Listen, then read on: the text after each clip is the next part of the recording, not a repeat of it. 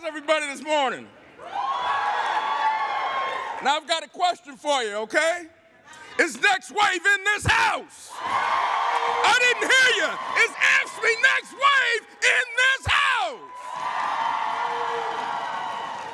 I want to thank Guadalupe for that kind introduction, for being a Next Waver from the great union of CSCA in New York State. Let's give Guadalupe some love. Let's show her some love. Give her a round of applause. I also want to give a special shout out to all the members of the Next Wave Advisory Committee. We appreciate all their hard work in putting this assembly together. AFSCME Next Wave, doesn't that sound great? Doesn't that sound great from all over the country? East to west, north to south. You are leaders who are taking our great union into the future. Welcome to the fourth gathering of Next Wave members from across this nation. Thanks for being proud. And just as important, thanks for being loud. You are loud members of the baddest ass union on the face of the earth, and that's AFSCME.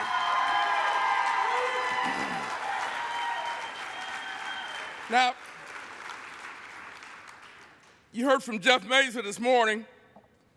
We have a great reason to get loud because Missouri did not become the 26th state to fall for the right to work scam, pushed by those who want to destroy us. We didn't fall for it. Council 72 deserves a serious shout out for its persistence and its spirit. Our members in the Show Me state showed them. They showed them, okay? And they showed that spirit of never giving up. We never will. Now, sisters and brothers, that's a good thing, because our challenges these days never go away for good, do they? They always keep on coming back at us, year after year after year. Every time you turn around, there's another version like Fast and Furious sequels. And the intent is always the same, to drain the strength, to drain that power and the voice and the will of not only AFSCME members, but working people all over this country. That makes what we do all the more important here in Missouri and across the nation. Is AFSCME's Next Wave, your activism, your dedication, your commitment is crucial. And it will be on display this afternoon when we hit the streets to demand respect for those Missouri home care workers who don't have their voice right now, but we're going to change that, aren't we? Yeah. We're going to change that, aren't we? Yeah. Now, you heard the story. You heard Jeff talk about it. After 6 years of organizing and building support, after winning a court fight against opponents who tried to shut them down, after winning not one, but 2 elections to form a union, the workers got a first contract. They got it last year. But the agencies that employ them, they aren't honoring that contract. The home care workers have a signed and sealed agreement. They've got a signed contract. Now the bosses refuse to respect their voices. They refuse to deliver on it. Well, sisters and brothers, let me tell it like it is. That is pure bullshit, and AFSCME won't stand for it. Today we're going to send a loud and clear message to them. We won't back down. We won't turn around. We are fighting back. We are making our voices heard, and those sisters and brothers will enjoy that first contract. Next Wave, make some noise. Are you with those workers?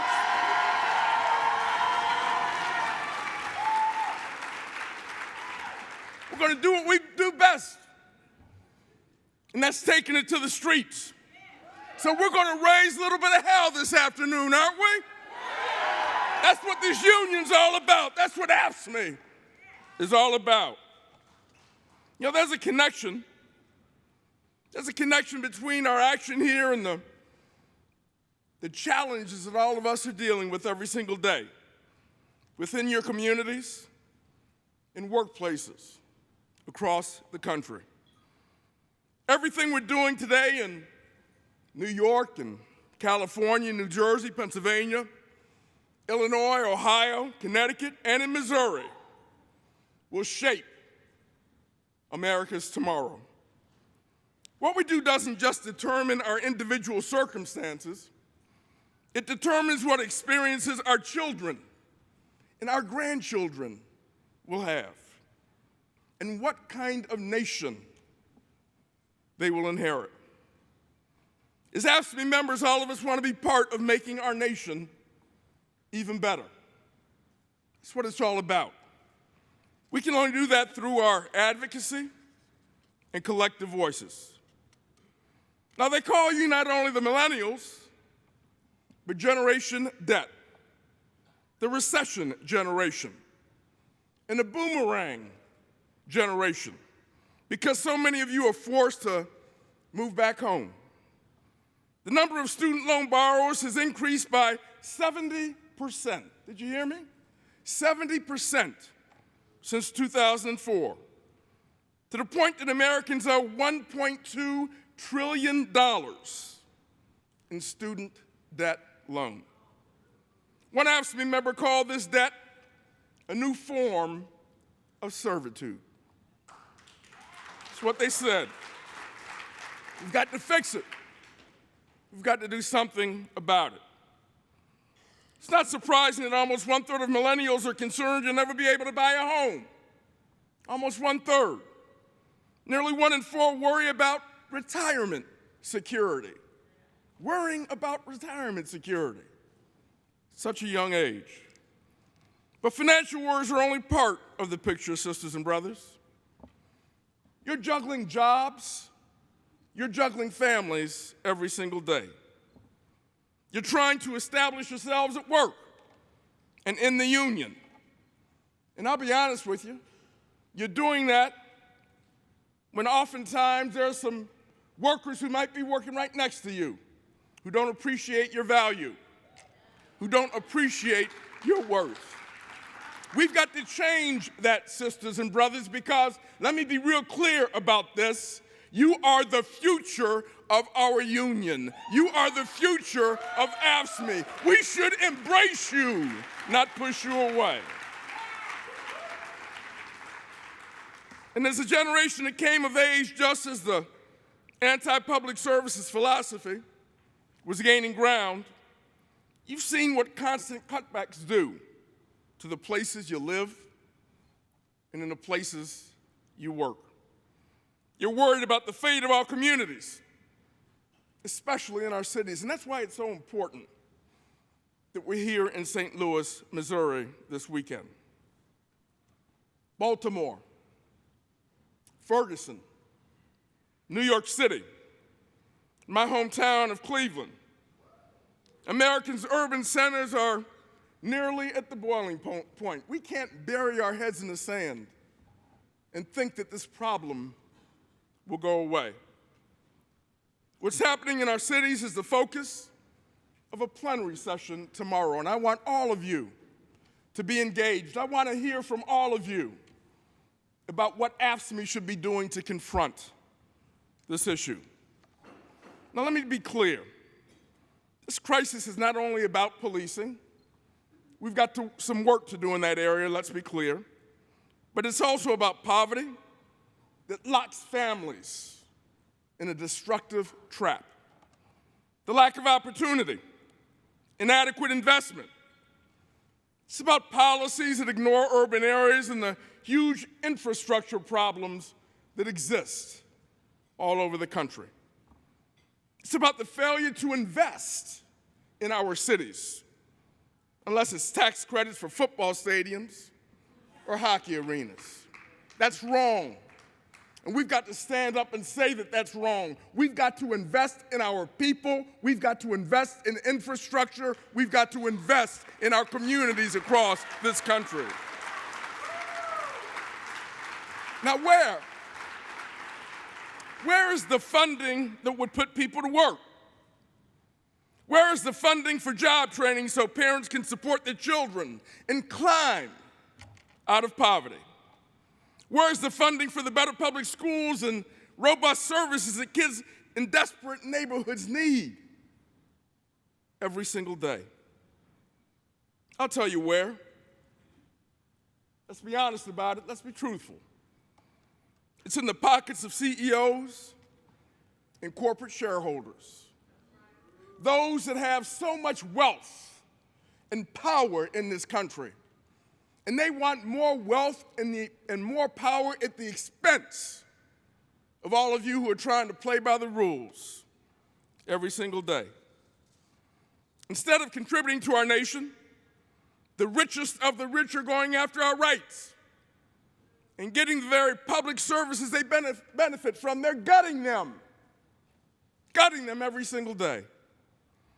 They've accrued so much of America's treasure that they should be featured on the show Hoarding, Buried Alive. You've seen that, haven't you? I'm up with all this stuff, okay? I get this. These folks have turned their backs on the collective good. They really have. They're creating a gated, tax-free, unregulated nation within the borders of our country.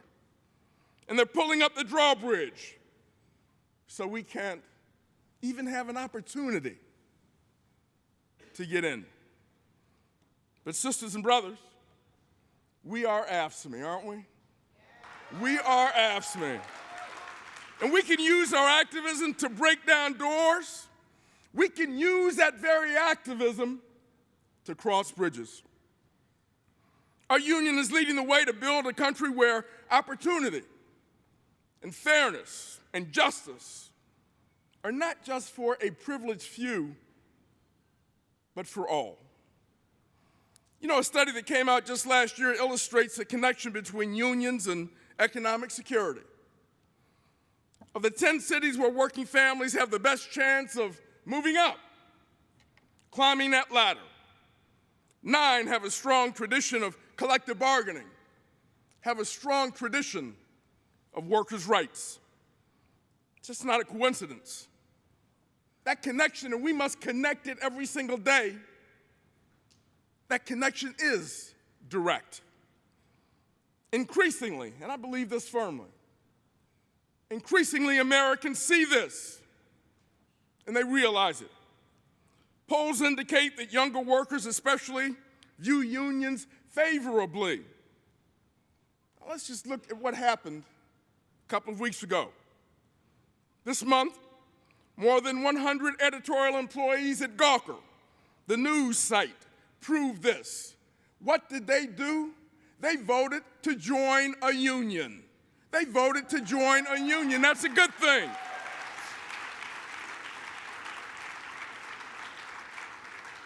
But at this very moment, sisters and brothers, at this very moment, when the labor movement is most needed, many groups, many politicians are trying to take us out of the ball game. They aren't trying to hurt us. They aren't trying to break a leg or break an arm. They're trying to take us out completely. These groups are active at the national level. They're active within your own states across the country. They find legislators whose philosophies line up with theirs. They devise right-to-work bills and bills that can take away our voices, take away collective bargaining, take away dues deduction. They write bills that restrict our involvement in politics. They try to silence us in every way possible. They file lawsuits. They promote ballot initiatives to end collective bargaining and end retirement security. And they've got enough money from people like the Koch brothers. You've heard of them, haven't you? Give them a boo, that's right, boom. They're going to come after us again and again and again. Now we've got somebody new in the act. Someone who is supposed to support us and help us, protect us, the United States Supreme Court. The justices are deciding next week whether to take a case that will have a major effect on not only AFSCME, but public service unions across the country. The case is Friedrichs versus California Teachers Association. It deals with whether public service workers have the right to join together to form a union. The Supreme Court will more than likely hear this case, and I shudder at what they will rule. The people behind this case believe that if they can get the Supreme Court to end union rights, they can further rig the system. And I meant it, rig the system for the very wealthy, to rig it against working families. Well, we can't control what the Supreme Court does, but we damn sure can control what AFSCME does. We can do that. So this is what we're going to do. We're going to fight for a voice at work. We're going to fight for a share of the prosperity we create. We're going to fight for a fair shot at a good life. We must take back these rights. We must demand these rights. We must claim them, and we start claiming them today.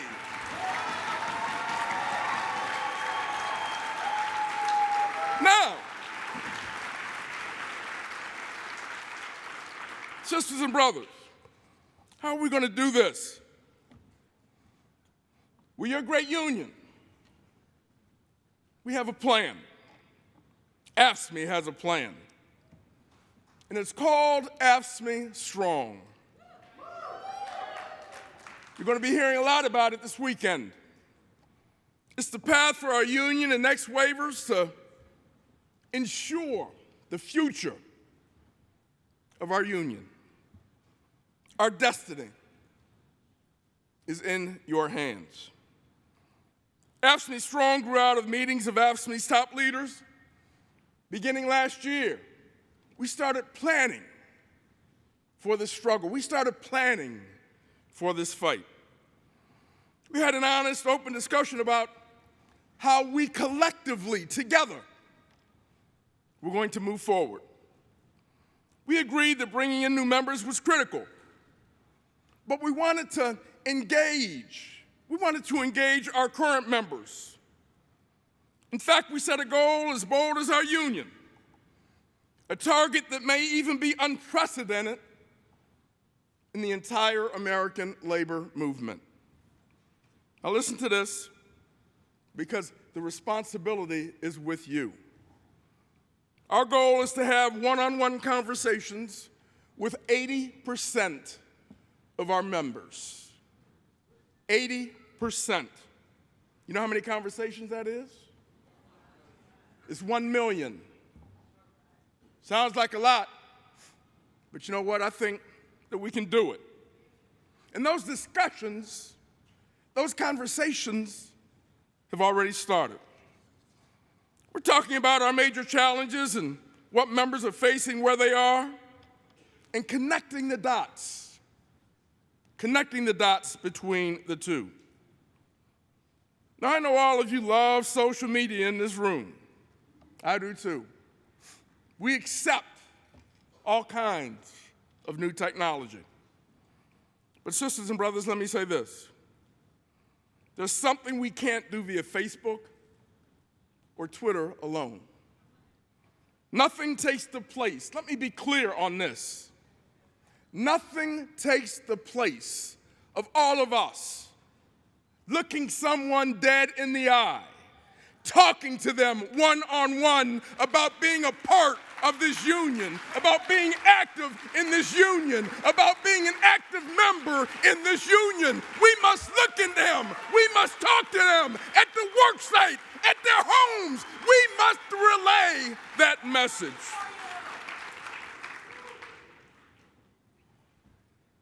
The second piece of AFSCME Strong is building our political power. That starts by asking every current and new member to contribute to our People program.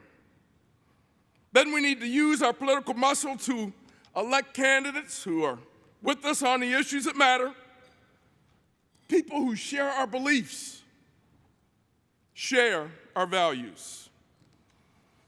AFSCME Strong is about putting together coalitions and partnering with our community allies in state after state after state. And not doing it on a temporary basis, but developing a transformational relationship where we are nurturing that relationship, those relationships, every single day. Now, we're a big union, 1.6 million members strong. Big union, got a lot of resources, have a lot of power. But sisters and brothers, we cannot engage in this battle. We cannot engage in this fight by ourselves. Without partners, we can't overcome these challenges. Our successful home care organizing in the state of Missouri right here is an example of effective coalition work.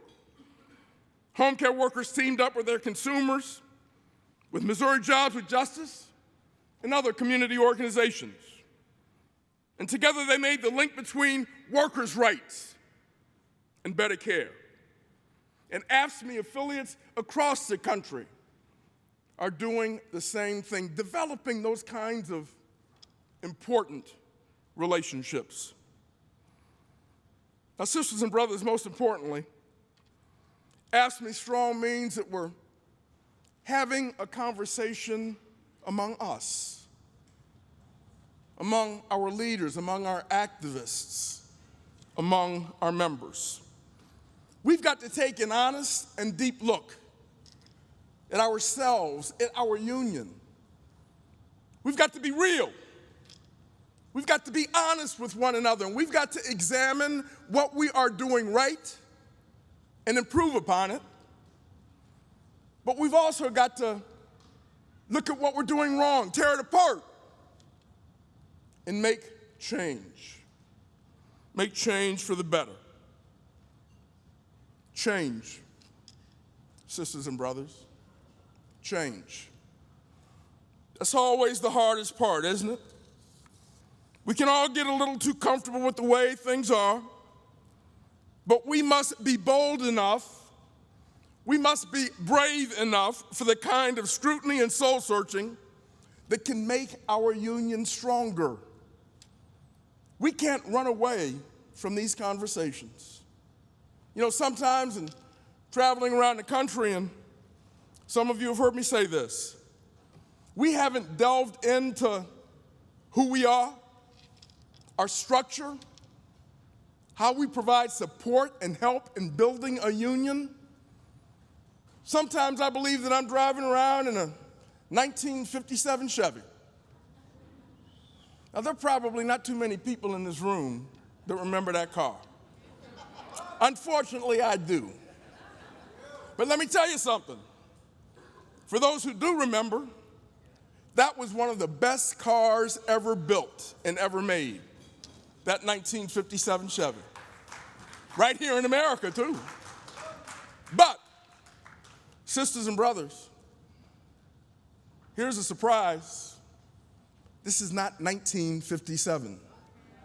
It is 2015, and we need a new AFSCME model, and with your help, we're going to develop that new AFSCME model. We are. Change is hard. You know, next wave, much of our future depends on what you choose. What you choose, each and every one of you. You're the largest generation alive today, and in the next few years, you will be nearly 40% of voters. That means you've got a heavy responsibility in our union. You've got a heavy responsibility in your communities. You have a heavy responsibility in your country. You know, AFSCME's history reminds us that No responsibility, no burden is too heavy for us. The women and men who came before us inspire us. From the men and women, our sisters and brothers, who formed our great union in the state of Wisconsin in 1932, to the 1,300 sanitation workers of Local 1733 in Memphis, Tennessee, who held up those signs saying, "I'm a man fighting for dignity and respect." AFSCME stood strong. AFSCME stood up. From those brave sisters in San Jose, California, Local 101, who stood up and said they were sick and tired of being sick and tired. They were performing the same work as men. They wanted the same wages as those men. We stood up with the pay equity strike, and AFSCME won. All of us won.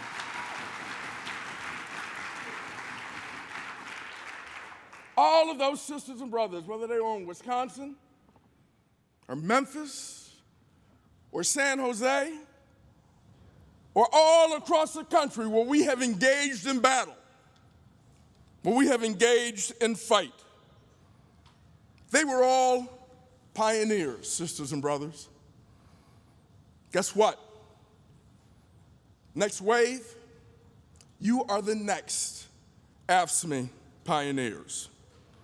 You are the next pioneers. Never forget where AFSCME came from blood, sweat, and tears. You have the responsibility to lead this union forward. So let's lead this union forward to a nation that values public services and the people who provide those services every single day. Next wave, let's lead this union. Let's lead the way to a nation that respects working people. Next wave, let's lead this union. Let's lead the way to protect workers' rights in state after state after state. Next wave, let's lead this union. Let's lead the way to a nation that will not turn its backs on our citizens. Next wave, let's lead this union. Let's lead. Are you ready to lead? Are you ready to take that next step? Are you ready? I didn't hear you. Are you ready to lead? Are you ready to lead? Next wave, are you ready to lead? Well, let's fight like hell and get the job done. God bless you. Thank you.